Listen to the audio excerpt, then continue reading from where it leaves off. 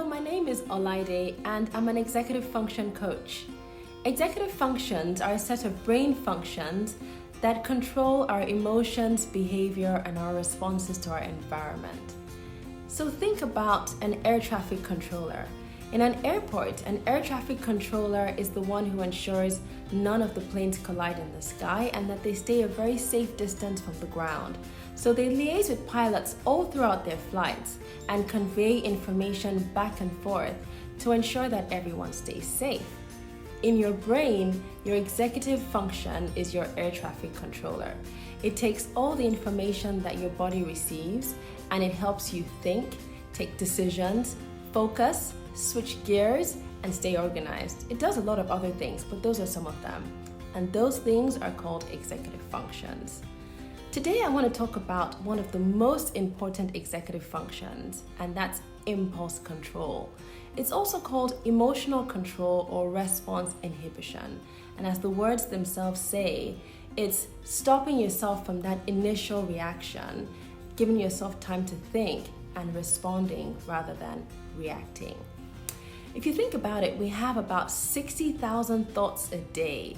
And of those 60,000 thoughts, only about 8 of them are present mind thoughts. What that means is, of all the things we think about every day, it's only about 8% of them that we've thought through before actually taking action. To stop yourself from getting in trouble often, what you want to do is control your initial impulses and be sure that you're thinking through what is happening. Examples where sometimes we lose our cool or we let the steam out of the pot is in the office. You could get an email that you don't like or that you feel was a bit insensitive and you hit reply all without thinking. And then you copy line managers and copy the CEO and copy everyone to demonstrate what this person has done is unjust, unfair, or just something that you don't like. But then after shooting off the email and you read it again, you usually realize that maybe I shouldn't have done that or I shouldn't have sent that, and it's something that you then regret. Impulse control helps you stay in the zone of thinking so that you do what it is you mean to do rather than do something that you don't mean to do and then live to regret that. So it helps you prioritize long-term benefit over short-term gratification. So to explain what is happening, I'm going to do a little bit of science work and explain what's happening in your brain. So imagine and think about your brain. It looks somewhat like this, okay? You have a base that comes this way and you have the nice big part and it comes to the front. So this is where your forehead is and this is the base of your brain that goes into your neck. At the base here, there's something called the amygdala, and this is where you have your fight or flight response. That's where you receive information to your brain first and you react with your emotions. What you want to do is let that travel all the way to the top and to the front of your brain, to your thinking brain, so you can assess if it's really a threat or something you have to respond to emotionally. Otherwise, think rationally about what you should do. In the past, the amygdala was so useful because it's what saved a lot of our ancestors from being killed by animals or having to survive natural disasters. And these days, what usually causes that fight or flight is no longer that an animal is chasing us. It's everyday things like stress or traffic or arguments with our family.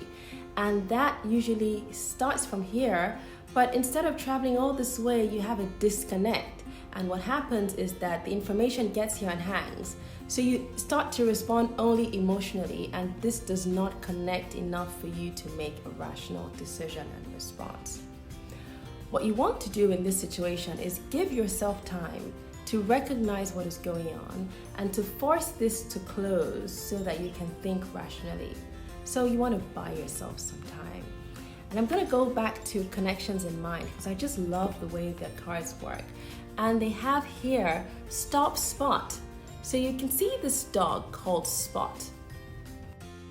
Spot is such an excitable dog. You can see his tongue wagging and his legs waving in the air and flying all over the place, and he just cannot be contained.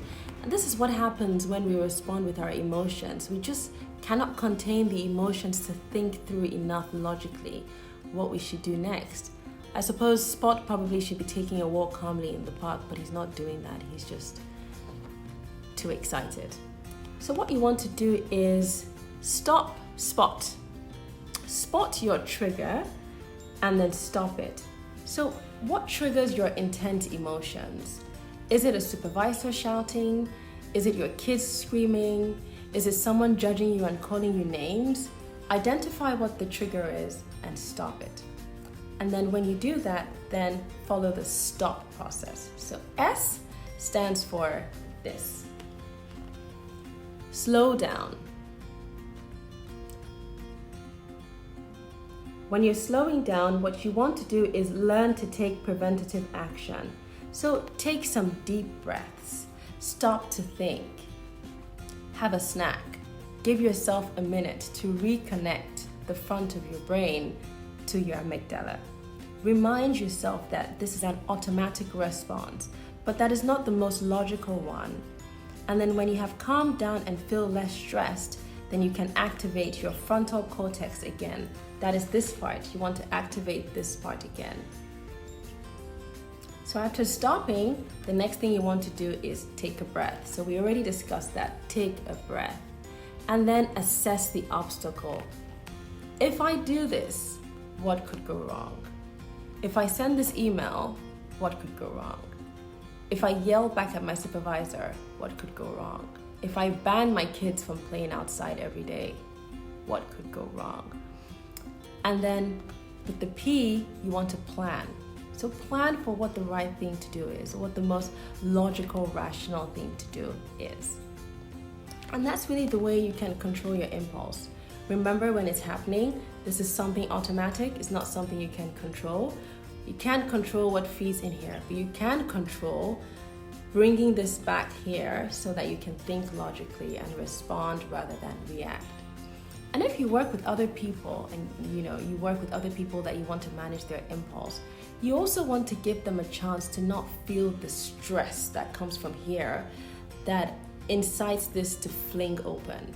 So you want to talk calmly, you want to streamline the information you give, you want to streamline tasks so that people don't have to jump all around in their brain trying to stay, on track with what you're saying. And then you want to really listen to what they're saying, and you want to empathize, and you want to be a coach. You want to be someone who motivates and starts with the positive rather than from the negative. And in those ways, you're more likely to get anyone you're working with or liaising with to keep their brain like this and keep it all connected so that they respond to you logically. So that's what I have today for impulse control. I hope it's something useful for you today, tomorrow, next week, or whenever it's useful for you. Until the next video, take care. Thank you.